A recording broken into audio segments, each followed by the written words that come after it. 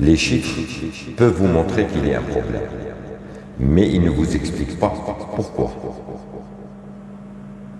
Et c'est précisément là que commence, selon moi, le rôle du manager.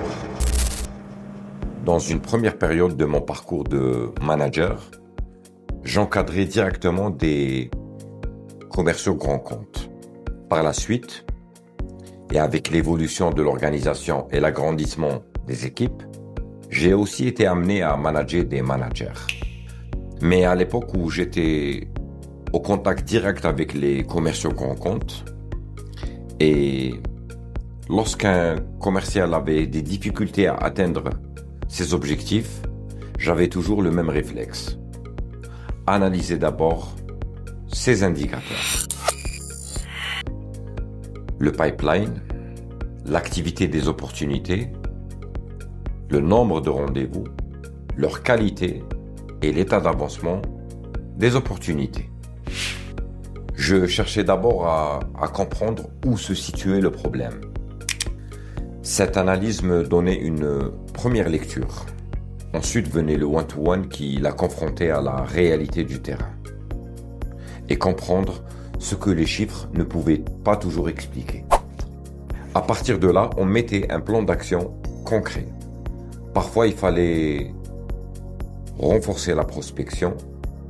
Parfois, il fallait augmenter le nombre de rendez-vous. Et parfois, le problème n'était même pas dans la quantité, mais dans la qualité du rendez-vous. C'est là que l'accompagnement terrain devient utile. Pas pour faire à la place du commercial, mais pour observer, comprendre et l'aider à progresser. Et parfois, seulement sur le terrain, qu'on découvre réellement ce qui bloque. Il m'est arrivé par exemple de constater qu'un commercial pouvait parfaitement maîtriser son offre, bien préparer son rendez-vous, mais face au client, s'appuyer sur sa présentation au point de la réciter. Le problème n'était ni son implication, ni sa connaissance.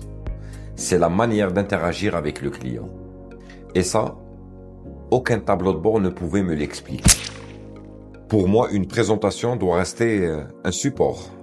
On doit pouvoir écouter, échanger, rebondir sur les problématiques du client et utiliser ces slides pour appuyer son discours, pas pour le remplacer. C'est pour cette raison que manager la performance ne se résume pas à demander davantage de résultats. Il faut aller au-delà du résultat et comprendre ce qui, dans la performance ou dans la compétence, empêche de l'atteindre. Parmi les nombreuses leçons que le terrain m'a enseignées, celle-ci est certainement l'une des plus importantes en management. Un résultat est une conséquence. Lorsqu'il n'est pas en rendez-vous, avant de mettre de la pression sur les chiffres, il faut chercher à comprendre qui le produit, l'activité, le pipeline, la méthode, les compétences ou parfois plusieurs de ces éléments.